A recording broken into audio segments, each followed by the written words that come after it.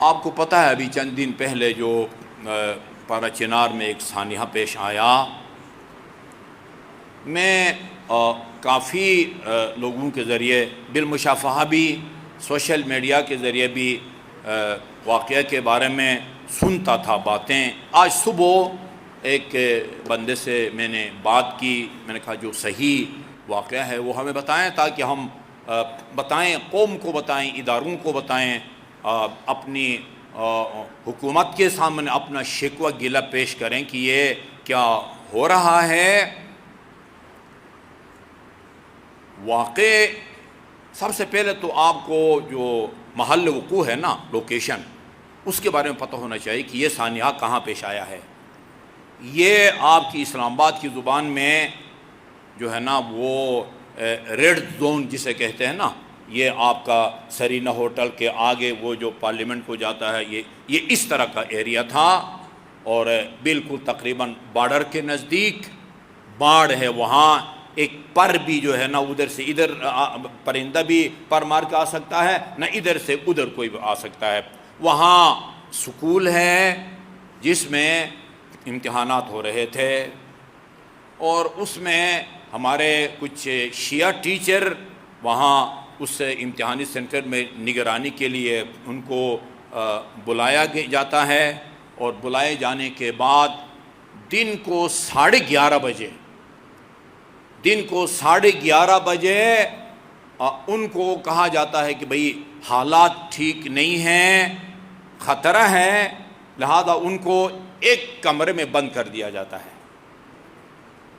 یعنی جو تاثر دیا گیا انہیں جسے کہتے ہیں نا حراست میں لینا، حراست کا لفظی ترجمہ حفاظت ہے۔ بھئی آپ کی حفاظت کی خاطر ہم اس کمرے میں آپ کو رکھ رہے ہیں تاکہ کوئی خدا نخواستہ حملہ ہو تو آپ نشانہ نہ بن سکے، آپ بچ سکیں۔ ان کو وہاں ایک کمرے میں بند کر دیا جاتا ہے۔ اس کے بعد پھر کوئی ٹریک چلانے والا، وہ بھی شیعہ تھا، اس کو بھی لا کر اس کے اندر وہ بند کر دیا جاتا، خطرے سے ان کو بچانے کے لیے۔ جگہ جگہ 200، 150، 130 میٹر کے فاصلے پر وہاں چوکیاں ہیں، FCC کی اور پاک فوج کے جوانوں کی۔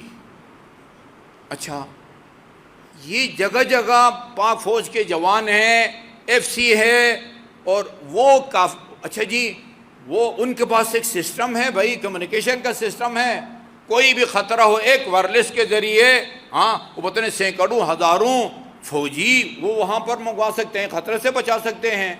ان کو ان کی جان بچانے کے لیے بجائے اس کے کہ کوئی اقدام کیا جائے، فورس کو بلایا جائے، ان کو کمرے بند کر دیا جاتا ہے، آپ یہاں محفوظ ہیں، آپ یہیں رہیں۔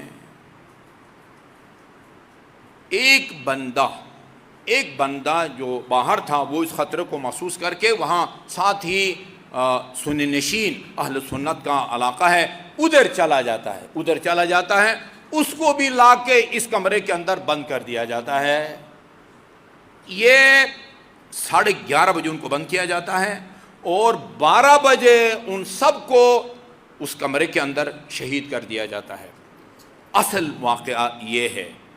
پھر 2 بجے ایک جگہ ایک اہل سنت جو ہے وہ فائر کا نشانہ بنتا ہے، وہ جان بحق ہو جاتا ہے۔ ہمارے شیعہ لڑکے اس کو وہ گاڑی میں بٹھا کے ہسپتال لے جاتے ہیں، لیکن وہ زخموں کی تاب نہ لا کے وہ بندہ وہ جان بحق ہو جاتا ہے۔ یہ ان کے شہید کیے جانے کا بعد کا واقعہ ہے۔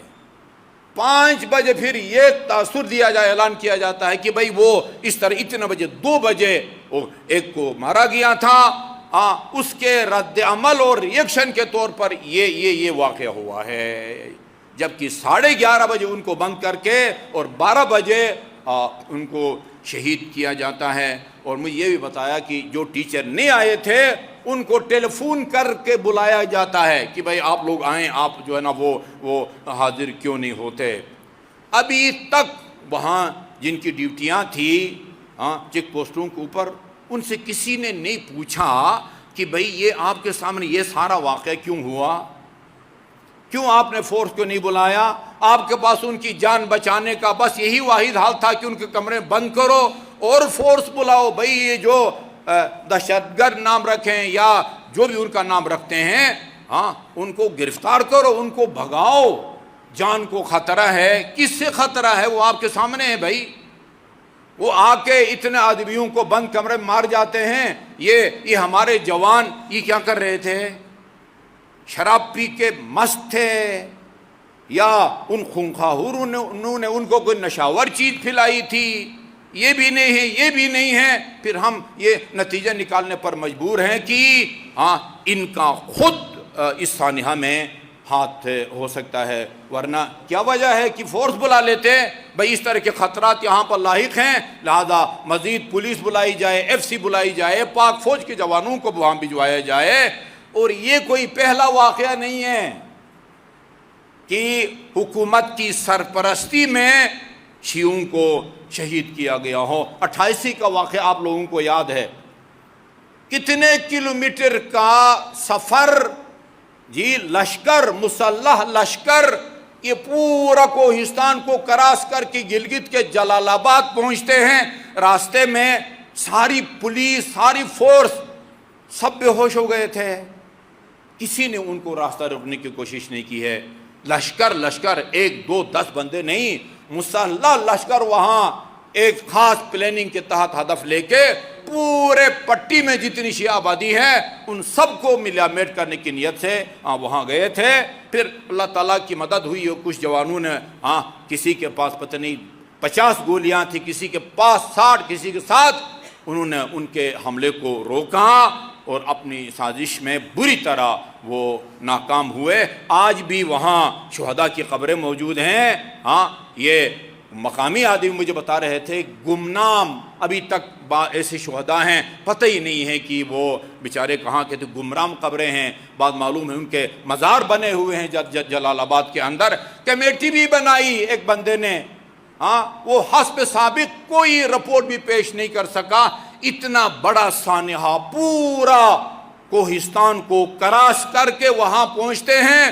ان کا کوئی راستہ روکنے والا موجود نہیں ہے. کمیٹی میں کوئی رپورٹ بھی نہیں دی. اس سے آپ کیا نتیجہ نکالیں گے؟ ہم یہ نتیجہ نکالنے پر مجبور ہیں وہ سب کچھ ریاست کی جو ہے نا وہ حمایت سے ہوا تھا، ان کی تائید سے ہوا تھا. ادھر ابھی تک ایک گرفتاری عمل میں نہیں آئی، ایک گرفتاری عمل میں نہیں آئی. اس پرنسپل پہ نہیں پوچھا جاتا ہے. وہ پرنسپل ٹیلی فون کرتا سب کو، اس تھانے میں، اس تھانے میں، اس چھاونی میں، اس چھاونی میں، کچھ بھی نہیں ہوتا. اور سب کچھ کیا جاتا ہے اور ابھی تک آپ کو پتہ ہے کہ ایک بندے کو بھی انہوں نے گرفتار نہیں کیا. اور میں آپ کی خدمت میں ایک عرض کروں، ان تمام جو ہماری کمزوریاں کہیں یا ہماری مظلومیت یا ہمارے مومنین شہید کیے جاتے ہیں، ان میں ہمارا سب سے بڑا دشمن، ہم کہتے ہیں نا سب سے بڑا دشمن مسلمانوں کا، شیعوں کا، وہ امریکہ ہے. امریکہ سے بھی بڑھ کے ہمارا دشمن ہمارا باہمی اختلافات ہیں. یہ نہ ہوتے تو کسی کی جرأت نہ ہوتی. باہمی اختلافات کا نتیجہ ہے آپ یک آواز ہو کے اپنی صدائے احتجاج بلند نہیں کر سکتے. بدقسمتی جو ہے ہماری اس حد تک جو ہے نا وہ پہنچی ہوئی ہے. ازماست کی برماست فارسی کا جملہ ہے کہ جو مصیبتیں ہمارے اوپر نازل ہو رہی ہیں اس کے ذمہ دار ہم خود ہیں.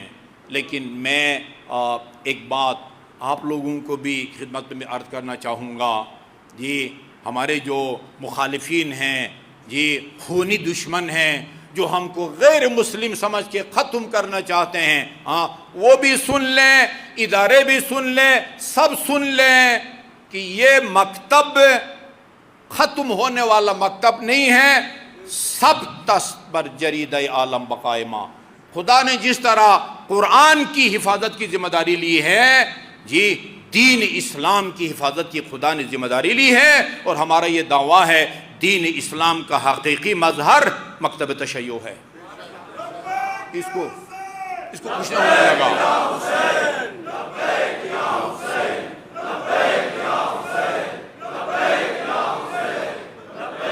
آخری واقعہ نہیں ہوگا، یہ آخری واقعہ نہیں ہوگا، اس سے بھی زیادہ مومنین مارے جائیں گے، بڑی بڑی قیمتی جانیں ہمارے جو ہے نا ضائع ہوئیں، ہمارے کمشنر شہید کیے گئے، ہمارے اہل خیر تجار کو شہید کیا گیا، آئندہ بھی شہید کیے جائیں گے، لیکن آپ باور کریں ایک رائی برابر ان شہادتوں سے مکتب کا نقصان نہیں ہوگا، مکتب کو تقویت ملے گی جی۔